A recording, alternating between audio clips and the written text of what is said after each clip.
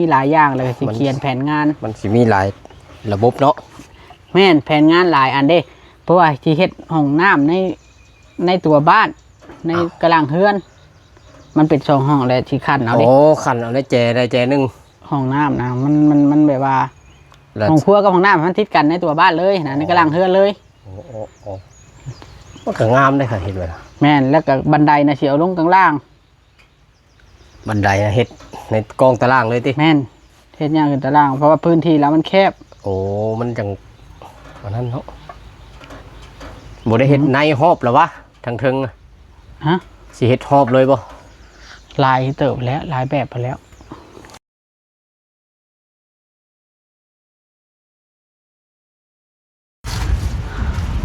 สบายดีพี่น้องเนาะเปิดภาพขึ้นมากันอยู่เถียงนาช่างเวียงพี่น้อง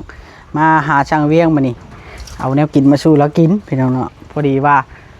ชาวเทืองรักก็มีน้ำใจพี่น้องเนาะเฮาว่าสิมาแล้วเราเอาแกงหน่อไม้ก้อนบ่หลีก็เลยท่าเอาแกงหน่อไม้น้ำเพิ่นพี่น้องเนาะเราอยากเอาแกงหน่อไม้ภาคมาให้ช่างเวียงกินน้ำแล้ววันนั้นน่ะพี่น้องเอ้ยนี่แหละพี่น้องน้ำใจของคนจนเนาะรอลีกอันนั้นพี่น้องเนาะเพิ่นประมาณ4-5 นาทีเพิ่นแล้วกันนี่เด้พี่น้องนี่แหละบอลอยู่บอลนอนสร้างเวียงกับมีผ้าผืนหนึ่งพี่น้องซัมโจโซแล้วว่าลีก็เลยชื่อลาบงัวพี่น้องเนี่ย50,000ถุงหนึ่งแล้วก็ต้มนี่เด้บัวลายแล้วพี่น้องเนาะชื่อมาไว้จังเวียงกินกับแกงหน่อไม้นี่เด้พี่น้องแกงหน่อไม้สาวเทืองเต็มถ้วยตะตังอ่ะแซ่บอยู่ได้พี่น้องเนาะเขาก็กินก่อนแหละถือว่าเรามีน้ำใจว่าฉันซะใกล้ๆชุกจะว่านี่เบี้ยไว้ให้ป้าจ้อยเนาะเดี๋ยวปูนตะกะช่างเวียงอยู่พี่น้องเพียวเขียวอยู่ช่างเวียงล่างถ้วยบริชวนช่างโต้มาหลินอยู่หน้าเนาะจากมือจากใดเรานอนบ่ช่างโต้อยากมาได้มือได้ผลว่านะมาลินน้ำช่างเวียงกินอยู่นาเทนาอะไรย่างไกลๆ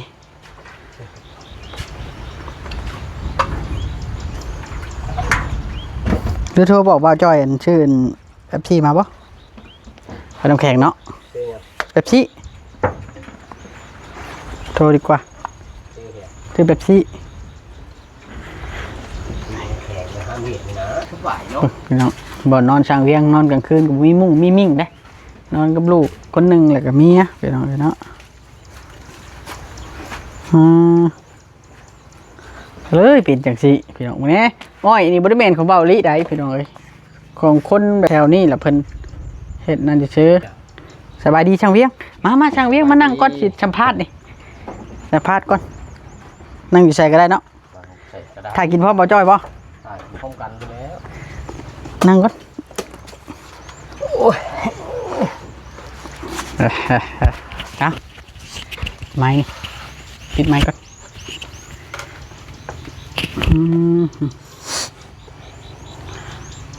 เมื่อยบ่ไถนาไถนามันก็เมื่อยให้เลยถามเนี่ยบ่ถามเนาะ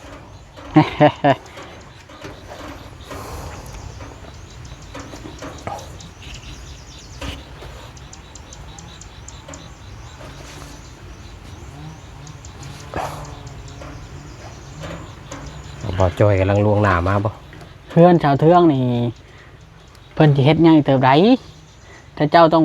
มาแล้วจังประชุมกันถ้าเจ้าว่าปรึกษาว่าสิเอาค่าแบบว่าค่าจ้างสร้างเท่าใด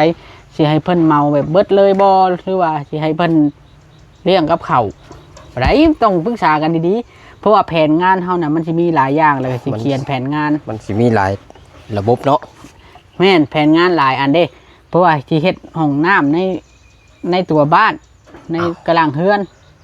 มันเป็น2ห้องและที่คันเอาเด้โอ้คันเอาได้แจนึงห้องน้ำนะ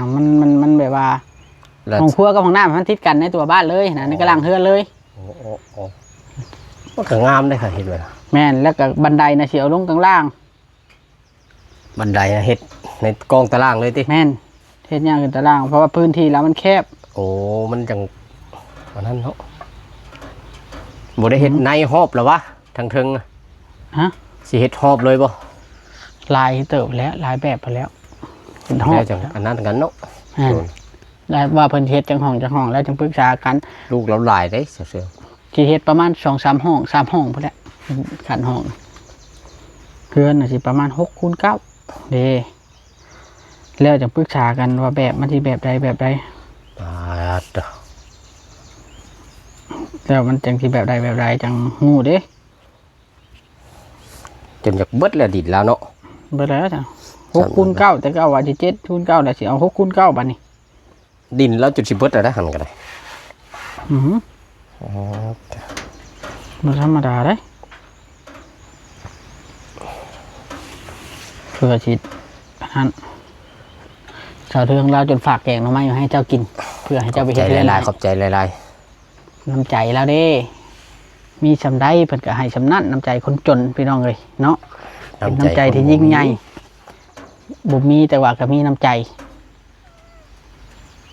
ป้าที่เดียวฮอนแฮงเธอถ่ายชุดอะไรทั้งนั้นนะยังทั้งนี้บ่นี่ ทางนี้นะ เจ้าสิใช้ทั้งนี้เอาแต่ทั้งนี้บ่ ไปเบิด ทั้งนี้นะมันบ่อย่างงามทั้งนั้นมีหญ้าเนาะหญ้าหลายคันขังน้ำบ่ได้นี่หญ้าหลายหญ้าเกิดแล้วจะปรึกษากับช่างต่อช่างดีอีกเทื่อนึงเนาะ โดยต้องประชุมงานกัน ว่าสิเอาคนเข้าเพิ่มบ่สมมุติว่าเอาคนเข้าเพิ่ม หรือว่าจังได๋หั่นนะเนาะมันเพราะว่าเฮือนหลังใหญ่เด้สมมุติว่าได้อีกจักคนนึงก็ดีมันจังแล้วเด้จังแล้วง่ายมันจังทั้งใดก็ทั้ง1ทั้ง2ข้างละ2สมมุติจับก็ได้ข้างละ2นะพอดีมันเฮือนหลังใหญ่ไม้ก็ใหญ่ได้มันต้องหน้า12ข้างคีบ พุ่นแล้ว เพื่อมาย่อเสาย่อสิวอีกคันได้อันอีกผู้นึงสมมุติว่านะ ส่วนหลายอยากได้ไม้นั้นได้บ่อยากได้ไม้โตนะ หรือมันต้องไม้6เมตรน่ะสิเอาไม้6เมตรเลยแต่ว่า9เมตรนี่บ่มี ต้องต่อ 6เมตรน่าจะได้6เมตรน่ะเพราะเฮาเห็นอยู่6เมตรน่ะ2น่าจะได้อยู่เฮาเอามาเหลาก่อนสมมุติเหลาก็เพิ่นให้เหลาเฮาก็เหลาก่อนกบนะเพิ่นให้กบเฮาก็กบก่อนท่านว่าอยากให้มันเกลี้ยงนะบ่ยากดอกกบกันเนาะ ครับ ไม่ต้องเลื่อยแล้วหักเหลาคันเพิ่นว่าเหลาก็เหลาคันเพิ่นว่าบ่เหลาก็บ่เหลาแล้วแต่ผู้รักผู้ใหญ่เพิ่นตัวนี้เฮามีหน้าที่ทำตามเพิ่นแต่ว่าเฮาต้องวางแบบงานแล้วก็จังสิอธิบายให้ช่างเข้าใจแล้วจังเว้าค่าจ้างว่าสิเอาเท่านั้นเอาสิสมมาภาคควรบ่แพ้ทั้งนั้นทั้งนี้ให้แล้วก็ได้ลงมือเฮ็ดล่ะอย่างน้อยต้องให้ได้ตั้งเสาไว้ก่อนพรรษาใกล้แล้วนี่เนาะโย คันได้ตั้งเสาแล้วมันนั่นได้ตั้งเสาแล้วมันได้เฮ็ดอยู่ก็ได้ แม่นเฮาเฮ็ดแนวใดก็ได้เขา คันบ่ได้ตั้งเสานี่ต้องผ่านพรรษาก่อนจึงได้เฮ็ดมันสิหึงโพดเกี่ยวข้าวแล้วพุ่นแล้วพรรษาก็ได้ออกพรรษาพุ่นแล้ว 2-3 เดือน 3-4 เดือนเพ่งพุ่นแล้วอ๋อพรรษาก็อึ้งเลยบ่ใหญ่แล้ววันงานใหญ่ดีกันคันละได้ก็สาธุบุญนำแล้วเนาะสาวเทืองให้ระดับสาวเทืองแน่นอนอยู่แล้วดอกสาวเทืองโทรหาป้าจ้อยก่อนเด้อโดยชุมเจ้าก็ช่วยกันได้หันแล้วเนาะช่วยคือเก่าหั่นล่ะจุงคือเก่าล่ะกินต้มมีต้มยำนำกันอยู่หั่นแหละเนาะอาหารหลักบัดนี้ต้องมีได้อาหารหลักบัดนี้มีแต่บ่ฮู้เนาะเพราะว่าค่าใช้จ่ายต้มไข่นี่ก็ยังยากเลยแพง1 8 9 10แพง1 8 9 10ปัดคันบ่แพง1นี่บ่อิ่มเอาเทื่อละอันนั้นเอามาทอดเอาเนาะเอาทอดเอาเทื่อละอันนั้นเทื่อละครึ่งแพงทอดเทื่อละ15ด้วยนะว่าความซื่อซะซื้อบังหุ่งรู้ว่าบ่มีบังหุ่งก็ซื้อบังหุ่งไม่ใช่ตู้เย็นไว้ตื่นมาแล้วหิวไปเนาะมันแล้วกับทอดไข่เนาะเอาไปนั่นช้าบัดนี้เอาว่าปลาดุกพันเพราะว่าบ่กินบ่แจวบ่ย่านชาวเทืองเราเฮ็ดกินอยู่หาหน่อไม้มันฤดูหน่อไม้ล่ะกินหน่อไม้ยังไปก็ได้ประหยัดค่าใช้จ่าย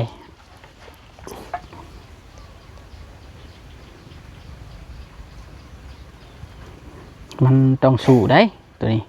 ให้ ให้เราแล้วเด้ เอาเวลาได้ไปตั้งเสาอะ มีดำนาแล้วพู้นแล้ว แล้วไวอยู่บ่ โอ้ยมันสิฮอดเดือนเฉพาะดำนา บ่ฮอดดอกไปไปดำนาฮอดเดือน ดำนามันบ่ฮอดเดือนคันดำนาบ่ฮอดเดือนมันก็พอดีสมมุติว่าเครื่องเฮาเข้าไปครบพวกไม้พวกหยังเด้ โคตร แล้วตั้งเชาก็คีบเลยล่ะตั้งเชาแล้วก็ได้ สิก็มีเวลา มันบ่ได้พอเดือนได้เขตเดือนน่ะ20กว่ามื้อเท่านั้นได้ แล้ว คำเพื่อนปูนนะเฮิงกว่าเพื่อนไม่ได้ มันได้รอปูนรออย่างนี้ไม้มันตอกติดกันหันนี่แล้วมันได้เฮ็ดไปอยู่หันคำเครื่องมันพอแล้วหั่นนะมันระบบช้า คันหยุดก็แม่นต้องหยุดน้ำกันสมมุติว่า มันได้เฮ็ด เจ้า นำกัน เจ้าขอหยุดเจ้าก็สมมุติว่าขอหยุดแล้วก็สร้างก็ต้องหยุดน้ำกันแปลว่ามันบ่ได้รีบนะเฮือนหลังนี้ว่าง่ายซะบ่ได้เร่งรัดปานนั้นเพราะว่าเฮือนเราก็มีอยู่สมมุติว่าไปตั้งเสาน้ำกันแหละสมมุติว่าหยุดมื้อนี้จึงเดี๋ยวหยุดไปจอบให้จอบหน้าก่อนจักมื้อนึงก็หยุดแบบนี้นะคันเจ้าหยุดเพิ่นบ่หยุดมันก็บ่คักแพ้เปรียบกันอีกหยุดเบิ่งครอบเบิ่งครัวไผมันแล้วนัดมือกันนั่นแหละหรือให้บ่ไปแทนบ่คันหยุด บ่นั่นดอก คันดำนาแล้วนะ บ่หยุดก็ได้จอบให้เจ้าหน้าค่อยจอบมื้อเช้าก็ได้ดอก จอบมื้อเช้าแต่เช้าเนาะ จอบมื้อเช้าแต่เช้าผู้เช้า ตอน ตอนแรก เนาะ มันมีเวลาอยู่ กำหนดเลิกก็ประมาณ4โมงสมมุติว่า เข้างานน่ะ 9โมงซะเข้างานไปดิต้องเฮาวางโครงสร้างไว้ ก็ แล้ว ได้8ครึ่งนี่ วางโครงสร้างไว้ ว่าเข้างานเท่านั้นโมงเท่านี้โมงได้มันจังพอพ้อกันเพราะเรื่องสร้างน่ะคันได้อีกสร้างหนึงก็ดี เดี๋ยวคุยกับผู้หลักผู้ใหญ่เพิ่นก่อนเพิ่นสิให้เอามาเติมบ่อีกสร้างหนึงสมมุติว่าเนาะ มีในใจแล้วบ่สร้าง ยังบ่ได้อันนั้นดอกยังบ่ได้ถามเพิ่นเนาะ เพิ่นมีในใจแล้วบ่ เอาช่างจ้อยบ่ จอยได้ ช่างจ้อยเฮานี่แหล้ว จอย Channel เฮานี่บ่ เออ เอาเป็นทางการเลยบ่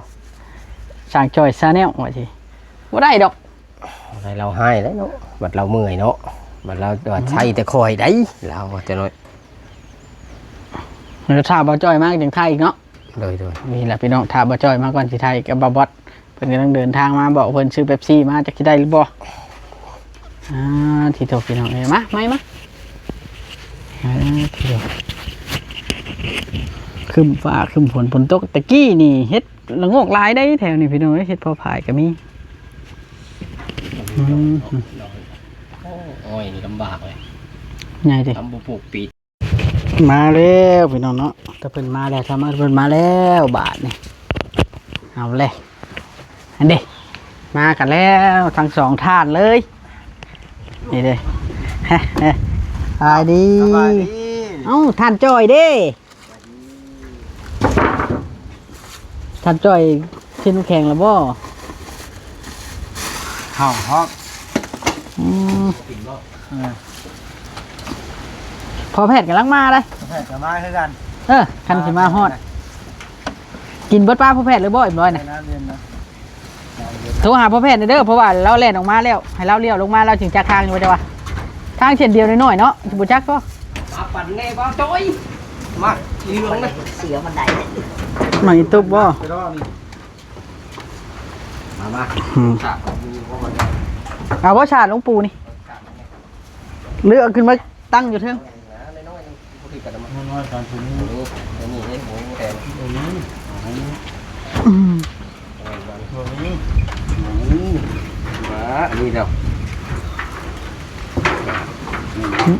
ความบ่อยากให้เจ้าฉากบ่นั่นน่ะ ว้าวตัว บ่มีนะบ่ว่าจ้อย หมดแล้ว ว้าวอลีแล้วนะ งั้นไปพ่อแฮดเดี๋ยวนี้บ่มาน้ำมูน่ะ มาเผาใช่อยู่บ้านตู้ชมโดนอยู่ครับ บอกให้เพิ่นมาบ่ มาได้กูอยู่ผีล่ะ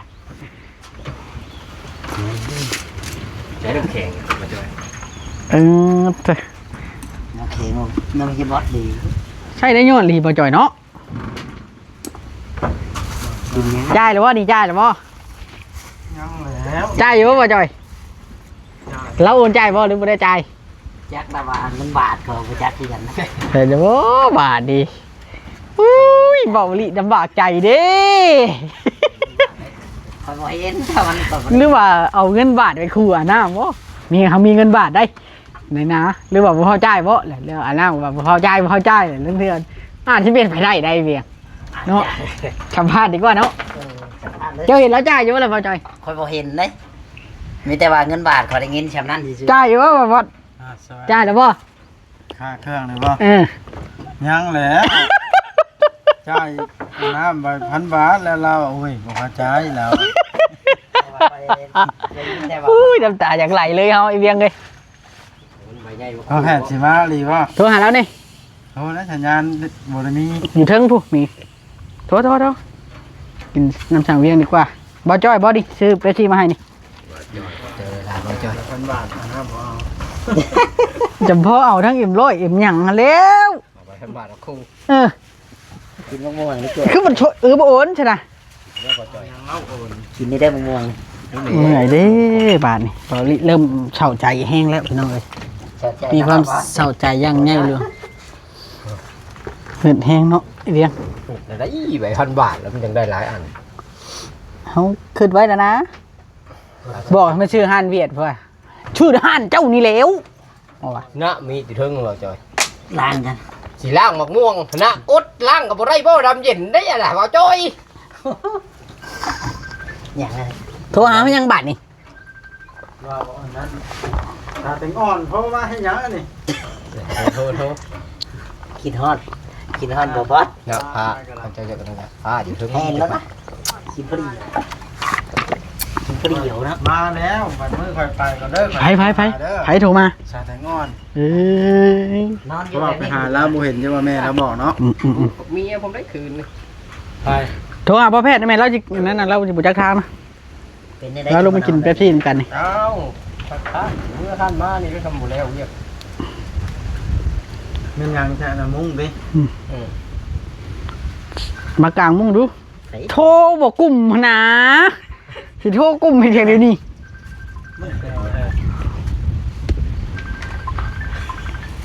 เสียงดัง ปี๊ดในเฮียบอสโอ้ย จะหน่อยอย่างสิทายอีกเด้อพี่น้องเนาะ เป็นยังนี้มาซื้อซองทงลาบนะท่านเจมส์เลยอีกทงนึงเลยมาเอาในห้านเจมาลิอีกทงนึงเลิศชงคิวโค้ดเรามา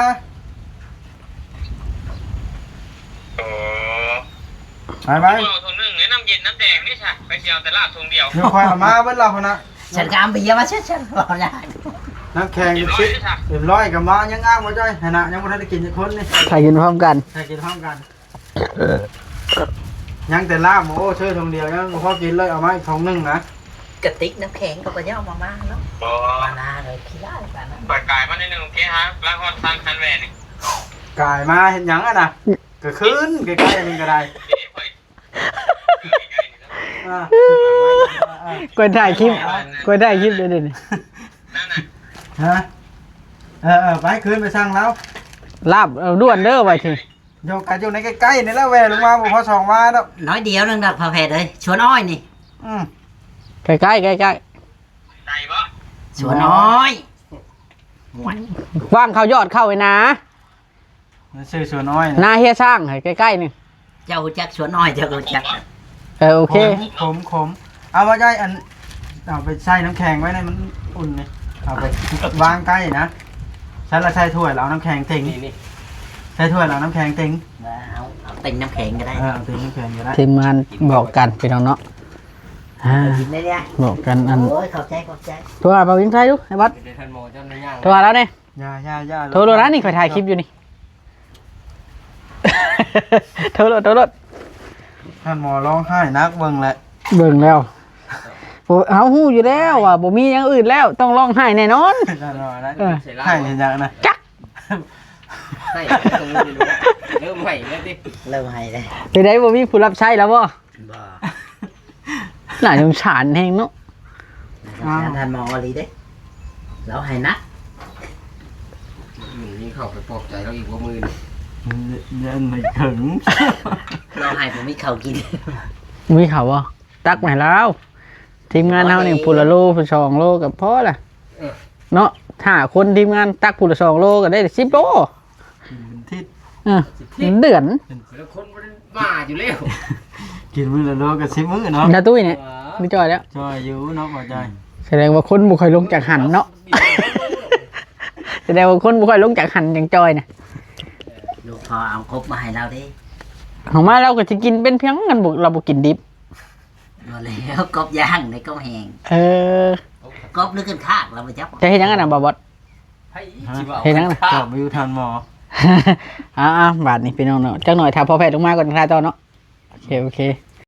อ้าว เรื่อย เอามาแล้วแม่บ่ ๆเห็นเองดอกเดียงนะ เพียงค่อย นั่นน่ะนี่บ่จอย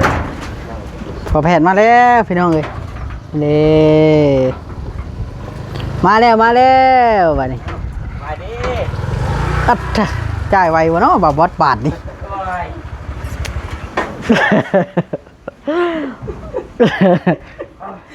ฮ้อนนะลีเอาวัดเลย ทอนบ่ แม่น ได้ทั้งหน่อไม้ตอกหน่อไม้ต้มเท่านั้นนะ บ่แล้วถ้าเพื่อนห่วยไว้ข่อยเอาลงแล้วสะเทือนยังเอามาอีกอยู่ ไปขอหน่อไม้แถวเทืองเมื่อต้มมืดติด กบแห้งนี่ กันด่านอีหลีพี่น้องเอ้ย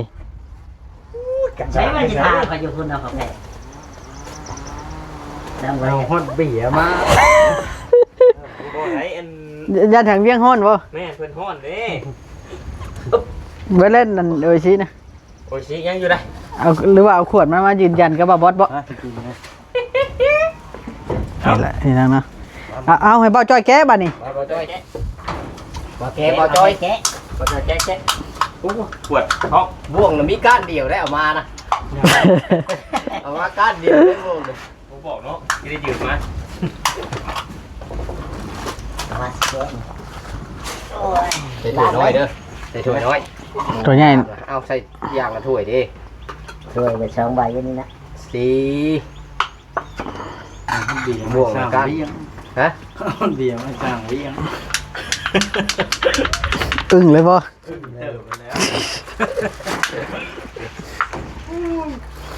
ได้เลย น่าเอามาทงนะ โอ้โห ถือว่าสามัคคีกันพี่น้องบ่าวจ้อยก็มากองไว้ก่อนแล้วจึงใช้ตรงยางแต่น้อยจะเทืองได้จ้ะ เดี๋ยวพาแกะมันแกะลาบเบิดจังแกะเนาะว่าจอ เอย อแม่น ให้บอกเอามือกิน แต่ว่าโอ้เมื่อกินโคตร ๆพอแล้วกินน้ำกันแล้วน้ำใจชาวเทืองจิแก้ใจลายถ้วยร้ายบ่าวจ้อย เป็นทองรถ ใช่มาจ้อยนะ ตรง อย่าให้บ่จ้อยได้เออ ไม่ใช่นะน่ะ ประเภท นี่เหรอ ตัวชิทาเขาอยู่คนอื่นว่าทา ให้หน้าวิคันปีหน้ามาปั้นกินงัวเด้อ โอ้ปานกินงัวกินลาบอย่างนี้เนาะ พี่น้องโอเคบัดนี้เนาะมีแต่ว่ากิน ห้านมันคือบ่คือกันอันนี้ ให้เดียวกันได้ มีแต่ว่ากินข้าวเนาะบัดนี้เนาะ ซื้อหันได้ หั่นเบาลี่ชื่อมาหลายกว่าบ่หลายกว่าบ่น้องแป้งได้ลาบผมค่อยนะ ข่อยกับน้องแป้งลาบ โอ้บ่าวเวียงชัยก็โทรหาแล้วได้นี่ ก็มาเล่นให้บ่จ้อยไอ้นั่นอีกบ่ ก็หัวเห็นเถียงกันนะเจ้าหน่อยมันอยากได้ไก่ แกงหน่อไม้บ่นั่นน่ะ โอเคพี่น้องเนาะเอาเบาลี่จบคลิปกันเด้อ โดยสบายดี มาครบทีมแล้วบัดนี้เรือเบาเวียงชัยไปบ้านตู้โฉมพี่น้องเนาะ บ่ดี ฉันกันที่เพิ่นสิได้มากินน้ำกันอยู่ดอก ก้นเนาะก้น โอเคพี่น้องสบายดี ไม่จะถือ